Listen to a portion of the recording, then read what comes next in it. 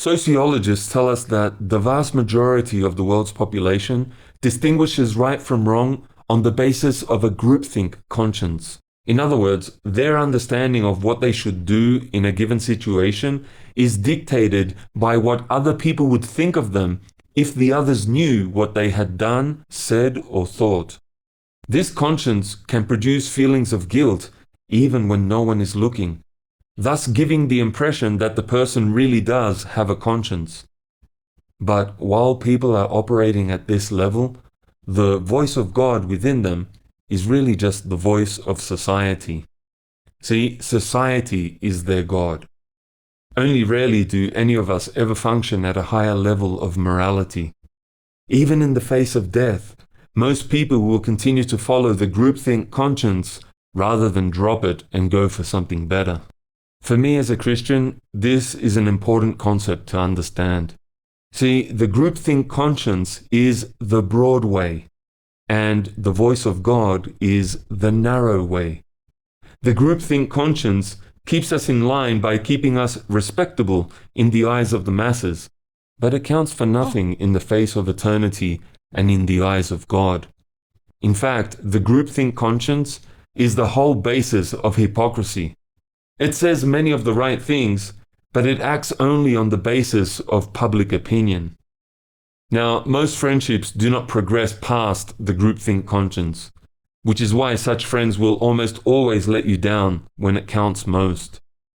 One of the reasons that the groupthink conscience says the right things is that it seeks to imitate those few rare individuals in a society who have had a true moral conscience in the past.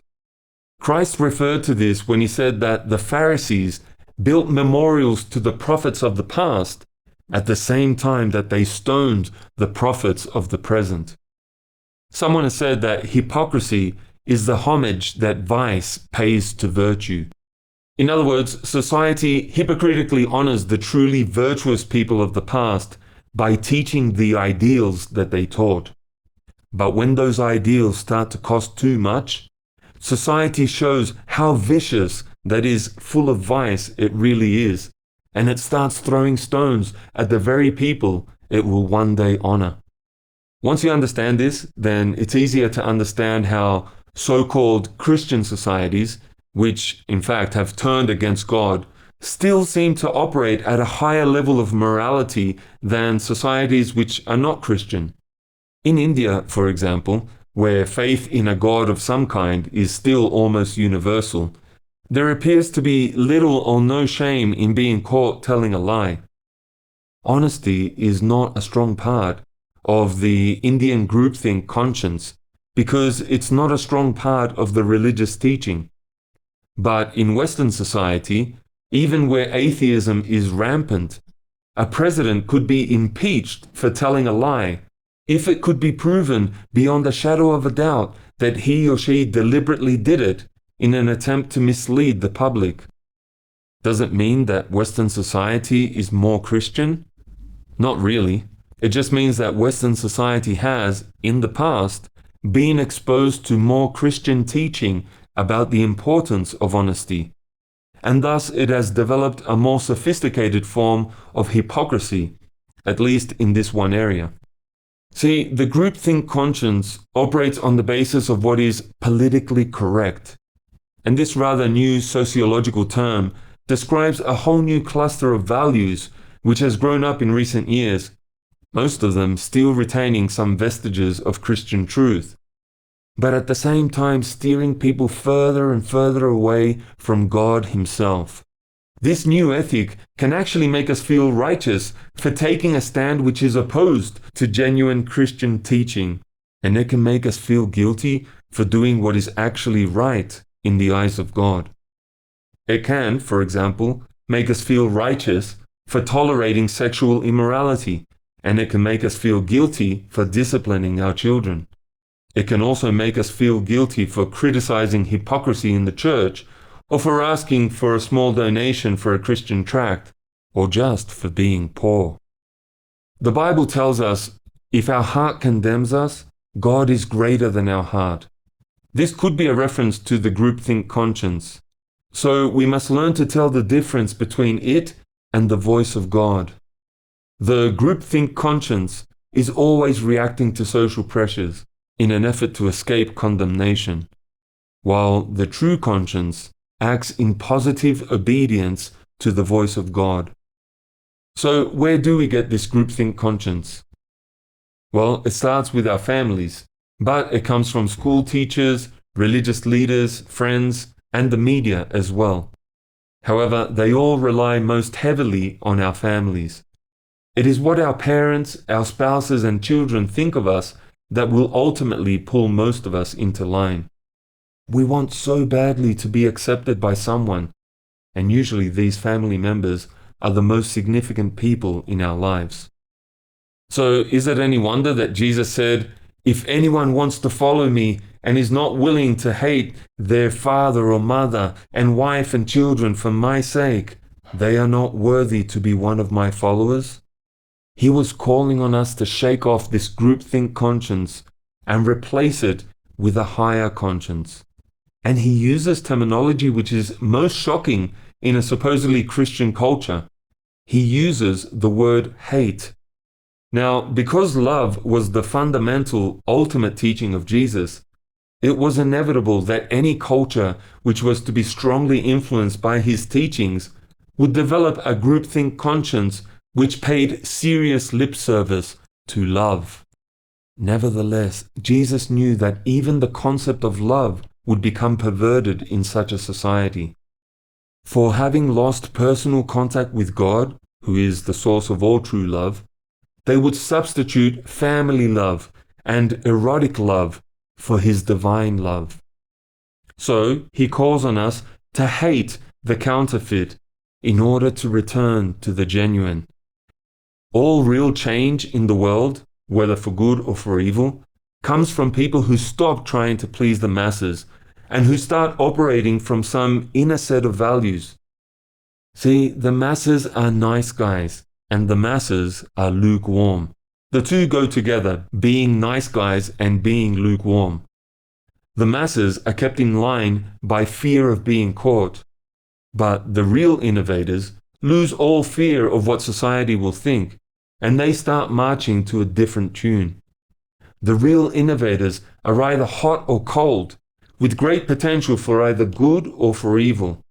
They have broken out of the restraints that society puts on them, and as a result, they have the freedom to do whatever they choose, whether it be for good or for evil. Of course, society does not look kindly on such people. They're seen as reckless and dangerous. Society recognizes that they cannot be kept in line through fear, and so the average person fears the innovators instead. They warn their children to stay away from them. They refuse to read anything written by such people. Understanding the groupthink conscience helps us to understand how and why the churches can say such right things at the same time that they react so strongly against the teachings of Jesus. As Jesus himself pointed out, they hate those of us who promote his teachings because they hate Jesus, but they would never openly admit to the truth in that statement. And the churches continue to say so many right things because someone, somewhere in their past, did the same things we are doing now, thus teaching them what is right. Of Jesus himself, they say, "Lord, Lord," louder than anyone else, at the same time that they disobey everything that he taught. Now, people who have been confronted by uncomfortable truths and then run away from them continue to have a groupthink conscience even after they turn from the truth. Their groupthink conscience is often stronger than that of the rest of society, for they have actually confronted some truth or truths that others have not seen. At times, they may even preach the truth which they have rejected because it makes them feel morally superior to others. But unless they are willing to actually practice it, they will end up despising the ones who first exposed them to the uncomfortable truth. So be prepared for such rejection if you want to speak the truth. But whether it is backsliders, church leaders, families and friends, or just the general public, When we understand that they are all controlled by a groupthink conscience, we can actually learn to influence them in the same way that Jesus did with the multitudes. The Bible says that he knew what was in people. Jesus taunted the religious authorities at his arrest by saying, "Why do you have to sneak out here under the cover of darkness to arrest me? You could have arrested me at any time when I was teaching quite publicly in the temple each day." In other words, they feared doing publicly what they planned to do secretly, because they feared public opinion. They and the public gave lip service to the things that Jesus said and did, so that by their own teachings they had no grounds for arresting him. Jesus knew this, and he often used the multitudes to keep the Pharisees in line. Most of the people who donate to worthy causes do so because of a groupthink conscience. They rarely give unless directly asked. Secretly, they would rather not give, but they are plagued by thoughts of what people would think if they did not give, or even by what they would think of themselves if they did not give. Because of that, they give, usually as little as they can get away with and still be considered respectable at the same time. This explains why public fundraising is so popular. It heaps attention on those who do give, so that their charity dollar buys maximum glory for themselves. The spotlight of public opinion has much the same effect on people, whether it is turned on a thief in the act of picking someone's pocket, or just someone talking behind another person's back. In both cases, people have a groupthink conscience, which causes them to flinch from the light. This is why Jesus said that the person who does not commit adultery merely out of fear that they will be found out is just as guilty as the person who actually committed adultery. He judges us on the basis of what we would do if we knew we could get away with it. Hans Christian Andersen captured some of this concept in his story, The Emperor's New Clothes. In the story, everyone lied and said that they liked the king's new clothes in order to be seen by everyone else as being respectable. Of course, when the truth came out, they were all exposed for the liars that they were. When you learn to recognize just how much of what goes on in the world around you is happening merely because of the groupthink conscience, and when you have learned to overcome your own fear of public opinion, you become a spiritual giant in a world full of moral dwarves. Just pray that you will use this advantage wisely and lovingly to help free others from their fears. God bless you, and thank you for listening.